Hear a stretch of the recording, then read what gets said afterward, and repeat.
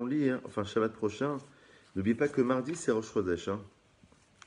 Demain soir, donc il faudra allumer 2 veilleuses en l'honneur de Rosh Chodesh du mois de Kislev, qui va être le mois de Hanouka, comme vous le savez.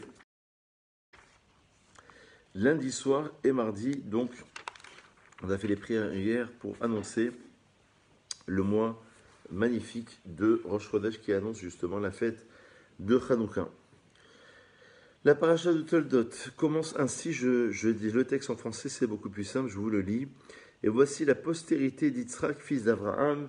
Abraham a engendré Yitzhak. Ensuite, on nous dit qu'il a épousé Rivka, donc Rebecca en français, et que Yitzhak implora Hachem en face de sa femme, car elle était stérile. Donc comme la plupart des matriarches étaient stériles, parce que dit Rashi, Dieu attend la prière des tzadikim pour susciter en quelque sorte qu'il y ait une prière qui vienne des justes. Donc Yitzhak va implorer Hachem, car elle était stérile. Hachem se laissa implorer par lui, et Rebecca, donc son épouse, conçut. Les enfants s'agitèrent dans son sein, et elle dit, si c'est ainsi, pourquoi suis-je ainsi? Lamazé Anochi, pourquoi suis-je ainsi? Et elle alla s'enquérir auprès d'Hachem. Et Hachem lui dit, et c'est là où l'histoire commence, on va avoir toute l'histoire d'Israël face aux nations. Donc Rivka, qui est la deuxième matriarche, la deuxième mère, qui va porter Israël, avec Yitzhak et Rivka, ils vont donner naissance, comme vous le savez, à Yaakov et Esav. Et donc ça va devenir 2 peuples.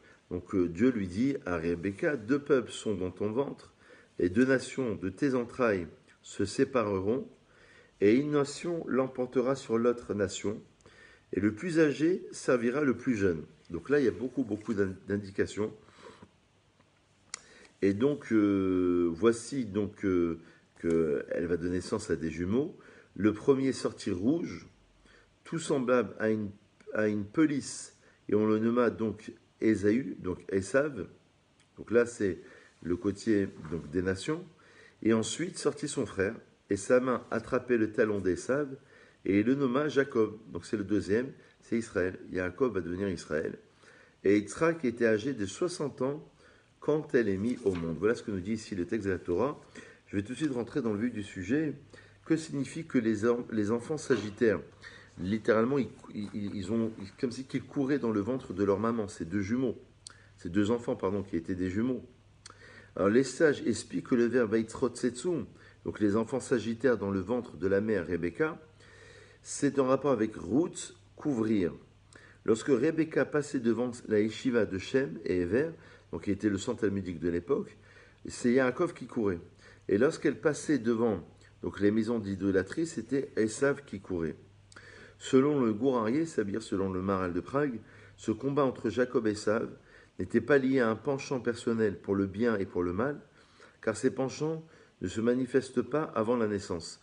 C'est-à-dire, normalement, on a pour tradition que le penchant du bien et du mal commence à se manifester au moment de la naissance, mais pas dans le ventre de la mère. Donc que signifie, c'est la question du Maharal, que signifie que Yaakov avait une tendance à s'agiter lorsque sa maman, donc lorsqu'il était dans le ventre de sa maman, lorsque Rebecca passait devant une synagogue, donc une maison d'études, c'était Yaakov qui s'agitait, et dans une maison d'idolâtrie, c'était évidemment Esav. Alors selon le Gourarié, c'était pas lié à un penchant personnel pour le bien ou pour le mal, parce que ces penchants ne se manifestent pas avant la naissance.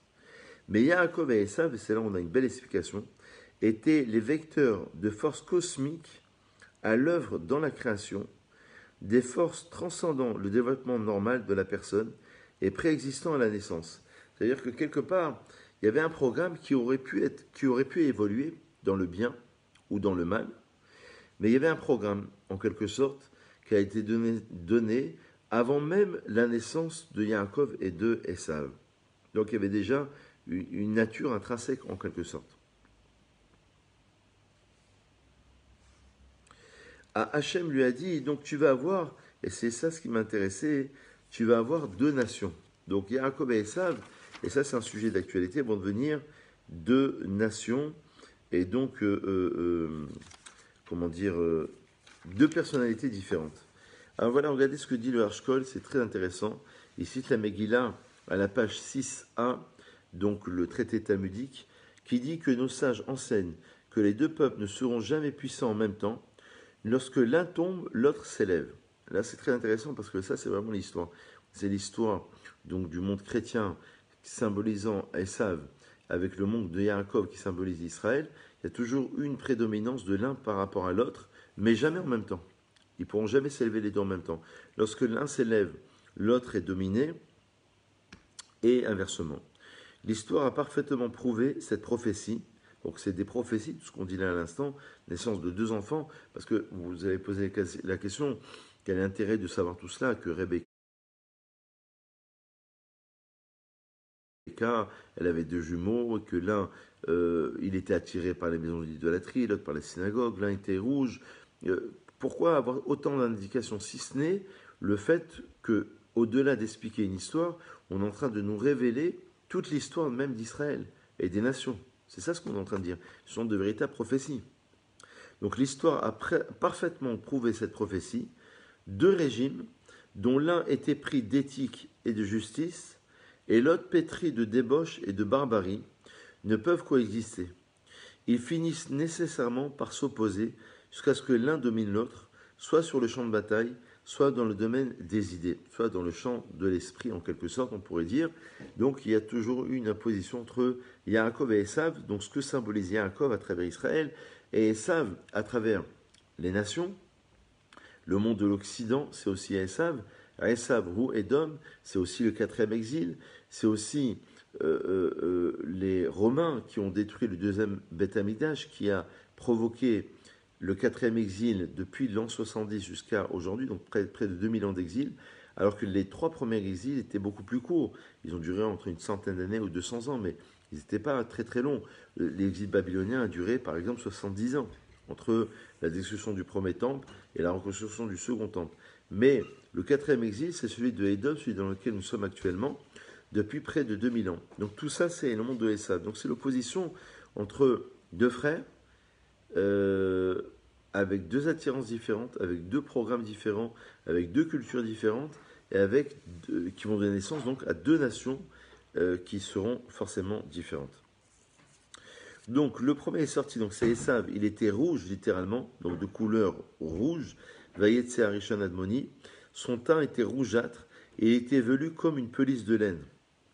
Sa rougeur laisse prévoir un instinct sanguinaire. D'après Rashi, le rouge, ça fait allusion évidemment à la couleur du sang, et donc comme on l'avait souvent expliqué, même si quelqu'un naît avec un mazal de l'influence astrale, par exemple Mars, qui est la planète rouge, il se peut qu'il soit porté vers le sang, donc de verser du sang, de tuer par exemple, mais il se peut aussi de transformer cette rigueur en acte de bonté, par exemple en faisant la shrita, l'abattage rituel sur les animaux, en faisant la mila, la circoncision. Donc on a toujours cette double capacité vers le bien et évidemment vers le mal.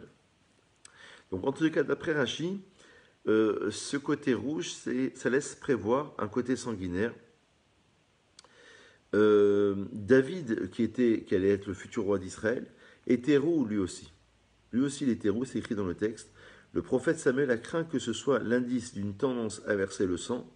Dieu l'a rassuré en lui disant que David avait de beaux yeux. Autrement dit, il ne se donnerait la mort que conformément aux arrêts du Sanhédrin, qui représentent les yeux du peuple. Donc il avait de beaux yeux, c'est-à-dire qu'il allait suivre les yeux, à Enéraïda, les yeux de l'assemblée, les yeux du peuple, dans le sens où il allait se laisser guider par la voix du Sanhédrin, tout en faisant les guerres. Donc c'est le côté rigueur aussi, mais les guerres, évidemment, du roi David, c'était des guerres de mitzvah. Donc tous les traits de caractère, on peut les transformer du côté positif. Donc voilà ce qu'on apprend dans cette histoire. On peut naître avec, parce qu'il y a beaucoup de gens qui se posent la question en se disant, mais je suis né comme ça, je me mets en colère, ou je suis jaloux, ou je suis radin, En vérité, n'importe quel trait de caractère, on a la capacité de pouvoir le transformer. C'est ça ce qu'on apprend dans cette histoire. Donc Esav est né avec un certain niveau de rigueur, mais malgré tout, il avait la capacité de pouvoir le transformer, ces traits de rigueur. D'accord. On a le bel exemple qu'on vient de citer à l'instant. On a David, le roi David et Esav. Le roi David a su canaliser ses pulsions donc sanguinaires pour aller combattre les ennemis, pour faire les guerres pour le pays d'Israël. Et Esav, il tuait à sa guise en quelque sorte. Donc voilà deux natures qui se ressemblent, mais l'un a été utilisé à de bonnes fins et l'autre a été utilisé à des fins qui étaient évidemment négatives.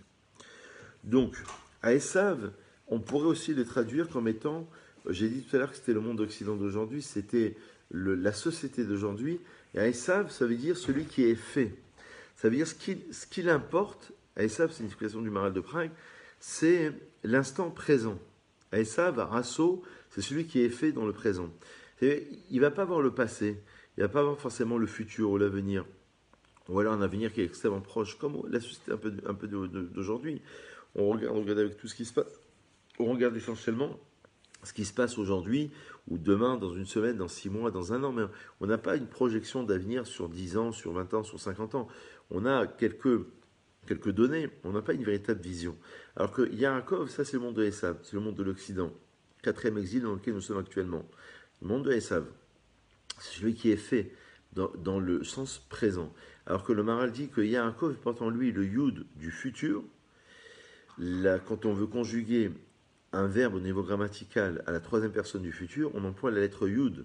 Yochal, il mangera. Yeshev, d'accord, il va prendre place, il prendra place, etc., etc. Donc c'est toujours le Yud qui concerne le futur. Ça veut dire que Yaakov, qui va symboliser Israël, il porte en lui cette dimension du futur. Le fait de travailler aujourd'hui pour espérer avoir le Mashiach, le Messie, ou la construction du 3e temple, ou alors le monde futur. Il se projette dans le futur, il comprend qu'il est dans un peuple, il n'est pas juste un individu, il est dans un peuple. Et c'est pour ça qu'il y a une mitzvah d'aller en Eretz Israël et de faire sa aliyah. J'en ai déjà parlé pour la paracha de Lech Lecha, mais c'est important de le rappeler au passage, de faire la aliyah et de s'inscrire dans une dimension collective. Il y a aussi cette dimension du peuple qui est très importante. Dimension donc nationale, individuelle et aussi nationale, qui est extrêmement importante. Et ça, c'est le Yud de Israël. C'est ça la différence entre ces deux conceptions. Donc ce sont deux conceptions philosophiques qui sont largement différentes. Alors, le verset précise que Yaakov attrapait le talon de Esav. Ça, c'est intéressant, je vous l'ai lu tout à l'heure. Hein. Je vous relis le texte une dernière fois. Le premier, donc Esav, sortit rouge, tout semblable à une pelisse de laine, et on le nomma donc Esav. Et ensuite sortit son frère, et sa main attrapait le talon de Esav. Quelle est l'explication? Puisque chaque détail, évidemment, dans la Torah, on le dit, on l'explique à chaque fois, a son pesant d'or. Donc, il essayait d'empêcher Esav d'être le premier-né. Ça, c'est l'explication classique. Rachid d'ailleurs rapporte le Midrash, affirmant que le désir de Yaakov d'être le premier-né était parfaitement légitime, car il avait été conçu avant Esav et aurait donc dû être l'aîné. Et d'ailleurs c'est ce qui va se passer, puisque pour un plat de lentilles, quand il va revenir de la chasse, Esav va vendre son droit d'aînesse. On va le voir plus tard dans la Torah. Et c'est très intéressant parce que, dit le Maral de Prague, vendre un plat de lentilles, ça veut dire c'est la consommation immédiate. C'est vraiment la société d'aujourd'hui dans laquelle nous sommes actuellement, c'est vraiment la consommation immédiate. Donc je suis prêt à vendre mon droit d'aînesse. Et donc le droit d'aînesse va appartenir désormais à Yaakov. Et d'ailleurs toute l'histoire d'Israël sur le pays d'Israël, c'est relié à cette idée-là, qui va prédominer à Jérusalem concernant l'endroit de l'emplacement du temple. Et c'est un thème qui est explosif parce que chaque religion et chaque parti se revendique de cet emplacement du temple de Jérusalem. Et on a déjà cette difficulté relevée dans le texte ici entre Yaakov et Esav. Il attrape le talon de Esav comme si il voulait reprendre son droit d'aînesse parce qu'il a été conçu initialement. D'ailleurs, au niveau scientifique, c'est ce qui se fait. Celui qui sort le premier a été conçu en dernier. D'accord ? Le Pahad Yitzhak se penche sur ce commentaire pour le moins étrange. L'origine du conflit entre Jacob et Ésaü était la suivante. Voilà l'origine. Lequel des deux frères se chargerait de poursuivre la mission entreprise par Abraham et Yitzhak. En fait, il y avait un débat, un conflit philosophique, comme on l'a dit à l'instant. Est-ce que je suis dans le présent, est-ce que je me projette dans l'avenir? Mais un débat, un conflit idéologique, pas seulement philosophique, mais idéologique. Qui allait reprendre le flambeau de Abraham et Yitzhak? Voilà la question qui était posée de manière sous-jacente. Jacob, conçu le premier, était l'aîné sur le plan spirituel et pouvait prétendre aux bénédictions. Néanmoins, d'un point de vue strictement légal, pour ce qui est des droits d'héritage et autres privilèges de proménée, le facteur déterminant est la naissance elle-même et non la conception. Dès lors, c'est à la lumière de la supériorité morale de Jacob qu'il faut considérer ses efforts et ceux de Rebka pour obtenir le droit d'aînesse. D'accord?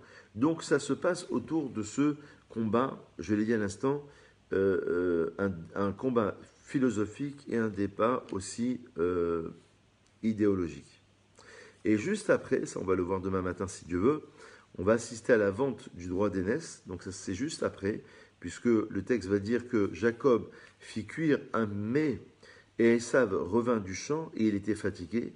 Et Esav dit à Jacob, fais-moi donc avaler de ce rouge, donc ce plat de lentilles, de ce mets rouge car je suis fatigué. C'est pourquoi on l'appela Édom. Donc c'est le quatrième exil, c'est Édom, c'est l'instant du présent, c'est la société de consommation. Il est prêt à vendre son droit d'aînesse pour la consommation immédiate. Et d'ailleurs, c'est le défaut, la difficulté que nous avons encore aujourd'hui. Donc voilà une explication générale sur le début de cette paracha qui est extrêmement importante. Je vous conseille de lire et de relire parce qu'elle concerne évidemment toute l'histoire de l'humanité, en particulier l'histoire du peuple juif. Je vous souhaite de passer une très très bonne journée. Merci de nous suivre au quotidien. Bon, Kartov les Koulam, une bonne santé pour tous ceux qui sont malades et les Lunishmat pour l'élévation des âmes de tous ceux qui nous ont quittés ces dernières semaines et ces derniers jours. Passez une très bonne journée.